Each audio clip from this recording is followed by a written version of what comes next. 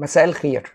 تساقط الشعر مشكلة بيعاني منها بنات وسيدات كتير، وعشان نحل المشكلة لازم نسأل سؤال مهم: هو ايه سبب التساقط؟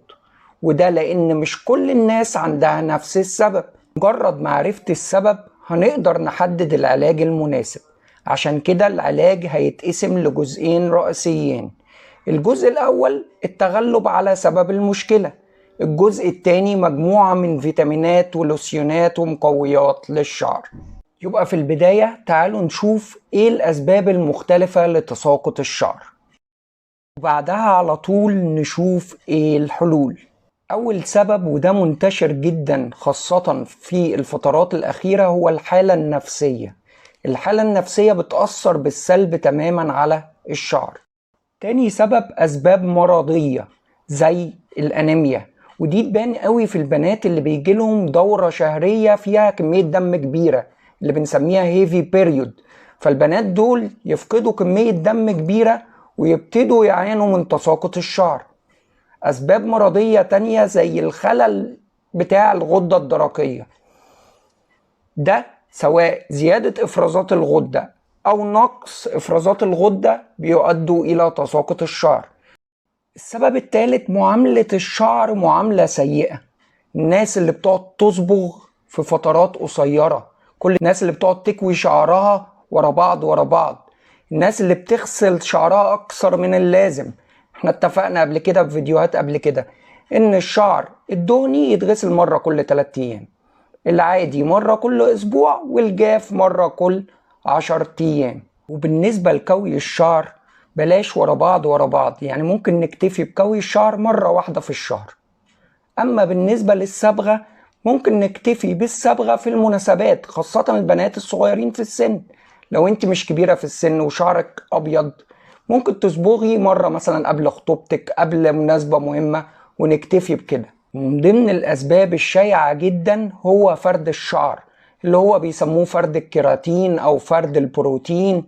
كل أنواع فرد الشعر مهما كان المسمى هتخلي فيه تساقط للشعر. نمرة 4، بعض أنواع العلاجات بتسبب تساقط للشعر، وطبعا أشهرهم على الإطلاق علاج الكيماوي بتاع الكانسر. نمرة 5، أسباب وراثية، بيبقى أحيانا أسباب جينية بتخلي الشعر يبتدي يخف، وده عامل وراثي. السبب السادس أثناء فترة الرضاعة، لأن طبعا الأم بتفقد كمية فيتامينات ومعادن كبيرة بتديهم للطفل، ودول أكتر ناس بيحتاجوا إن هم ياخدوا فيتامين خارجي سواء للشعر أو للجسم كله. السبب السابع ده من أهم الأسباب، وهو سوء التغذية. ومعنى سوء التغذية هنا مش قلة الأكل، أنا بتكلم على نوعية الأكل. الشعر بالذات بيحتاج لكمية بروتين عالية في الأكل، تمام؟ فعشان كده ننصح دايما اللي عندهم تساقط ان يزودوا اللبن والبيض، دول من أهم البروتينات اللي بيغذوا الشعر. الناس اللي بتعمل دايت عنيف زي الصيام المتقطع أو الكيتوجينيك دايت، دول يخلوا بالهم جدا ان هم أثناء الدايت ياخدوا كمية بروتين كبيرة وياخدوا فيتامين خارجي. السبب الثامن، وده بيبان جدا في السيدات بعد سن اليأس، خلل الهرمونات بيخلي الشعر يبتدي يحصل له ثيننج أو يبتدي يبقى أرفع، ولما الشعر يبتدي يبقى أرفع يحصل له شيدنج، يبتدي يقع بكميات كبيرة. وعشان كده دايما ننصح السيدات بعد سن اليأس ان هم ياخدوا حاجة اسمها هرمون ريبليسمنت او هرمونات تعويضية. السبب التاسع، وده بيبتدي من الطفولة، ان امهات كتير بيبتدوا يشدوا شعر البنات جامد لورا بتوكة، فاكرين ان الحركة دي هتفرد الشعراية.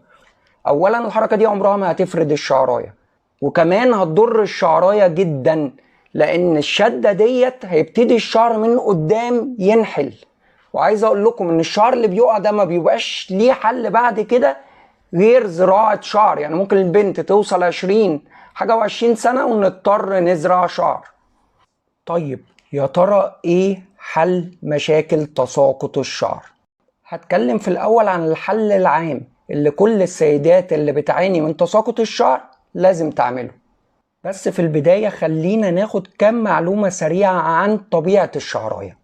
الشعراية دي عبارة عن بروتين اسمه بروتين الكيراتين.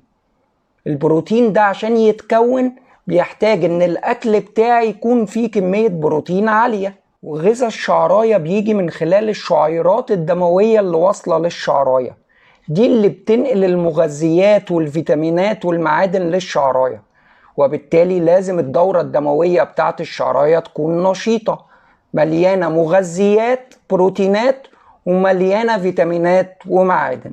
يبقى نحط قاعدة عامة نحفظها صم: 90% من حل مشكلة تساقط الشعر بتيجي من الداخل، من أكلي، شربي، فيتاميناتي. يبقى أنا محتاج تغذية غنية بالبروتينات زي ما قلت قبل كده: بيض، لبن، كبدة، أسماك، لحمة حمراء، وفيتامينات زي سلطة، سبانخ، تفاح، أفوكادو، جرجير، كيوي، موز.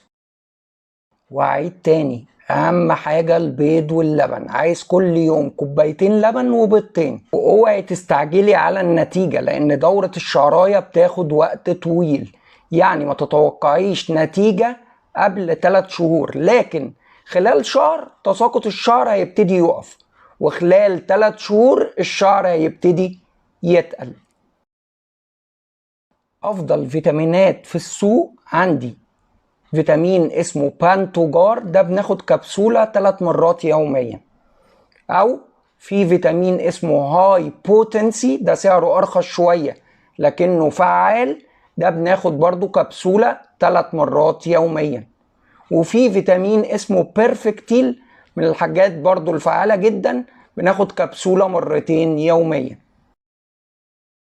وطبعا ما ننساش نحل السبب الرئيسي، يعني لو السبب أنيميا لازم ناخد فيتامين فيه حديد، لو السبب غدة درقية لازم نعالج الغدة. طيب بالنسبة لتساقط الشعر الوراثي، الناس دي ملهاش حل غير لسيون اسمه مينوكسيديل، دي المادة الفعالة، دول لازم يستعملوها مدى الحياة. أو الحل البديل إن هم يزرعوا شعر. وشكرا.